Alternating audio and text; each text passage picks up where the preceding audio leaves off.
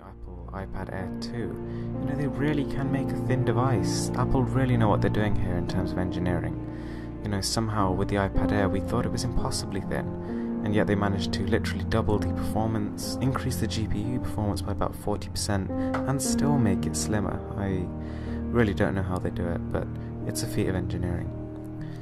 Now in the next iPhone, I don't want to see a higher resolution display. I don't want to see, you know, lots of gimmicky new features. You know, I don't want to see enhanced fingerprint sensor control and that kind of thing. The things I really want to see here are, number one, waterproofing. I think that that's something that, you know, a lot of the iPhone family is missing, and they really do, you know, you feel it when you switch from an Android to an iOS device, because it's a really good feature.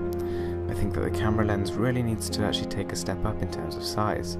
You know, there's only so far that many megapixels can go before they start to become limited by the size and quality of the sensor. On top of that, I think Apple should really actually up their speaker quality.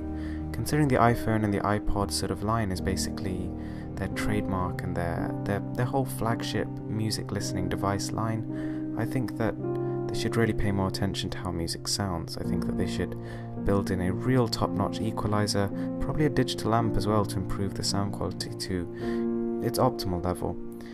And last of all, shatterproof. I mean, the amount of people I see with smashed iPhone screens, it's ridiculous. Even iPhone 6, iPhone 6 Plus, none of them have really stood the test of time like a lot of Android devices have, and I think that's one place Apple really needs to work on.